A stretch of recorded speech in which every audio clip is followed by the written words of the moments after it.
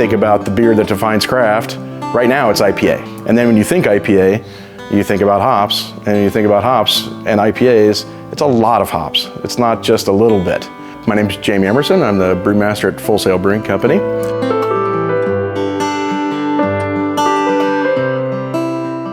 One of the fascinating things about brewing where we brew in Hood River, all the hops in the United States basically are grown within 100 miles either way from Hood River, either the Valley or Yakima. You know, there are very few breweries that fit in that parameter of where you can get everything so close. Being in the Northwest, it's a really lovely place to be and literally a lovely place to brew beer. Historically, hops were used in the brewing industry in several different ways. You had large brewers who were looking for acres and acres of a certain kind of aroma hop, or they didn't really care about aroma, they were looking for an extract and just cans of syrup, basically. What you've seen with the rise of craft is really a shift more towards these interesting hop varieties, mainly because you have these people who are using such large amounts of hops. You see things that aren't necessarily in line with what old school hop rates used to be, where you have a little of this and a little of that. Now it's like, no, we're going to load it up and we're going to double load it up and see what we get. And I think it's been kind of a two-way street, because what you've had is people using a lot and then saying, I would like this.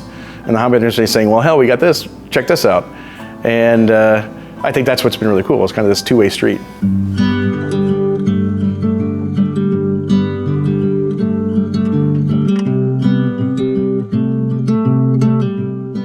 My name's Ben Smith of B&D Farms. I farm here in St. Paul with my brother Dave. We started back in 1985.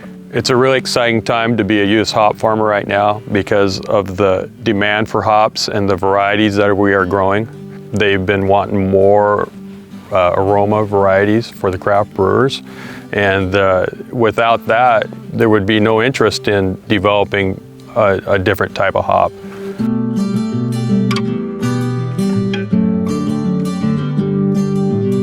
The Pacific Northwest is home to the majority of the U.S. hop acreages because the abundance of acreage, of ground that you can grow hops on, the abundance of water, and the climate. It is a very quiet region to raise crops in. You don't get wide ranges of storms or weather patterns. It's very consistent during the growing season. The U.S. hop growers are meeting the needs of brewers by expanding their facilities, planting more acres, updating their facilities, choosing varieties that are disease resistant, that have good yields, good aroma, so that we have a consistent supply for the brewer when they need it.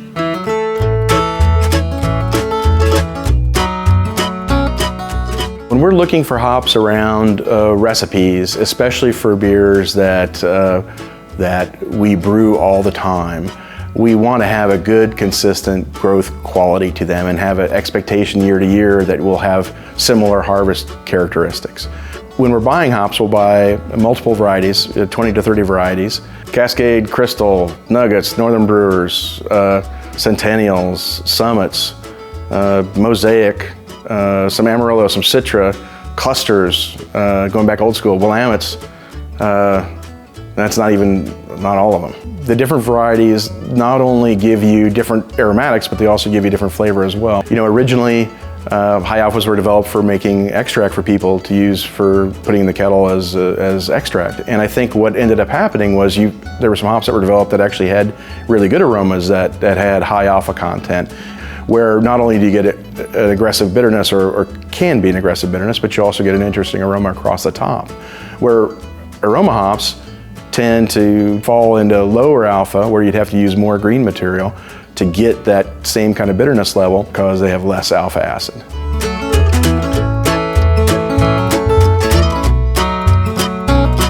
As brewers, it's easy to say, hey, I've got 5,000 pounds of Cascade's great. I got truckload of malt coming. But then knowing the guys behind all that stuff is really, to me, very interesting. I live between the two big growing districts. I'm friends with the farmers. I like the idea of Buy American. We have great varieties. We have great raw material. It doesn't mean that Europeans' raw material is bad. It's also great. But I've got my local guys, right? That's who I would support.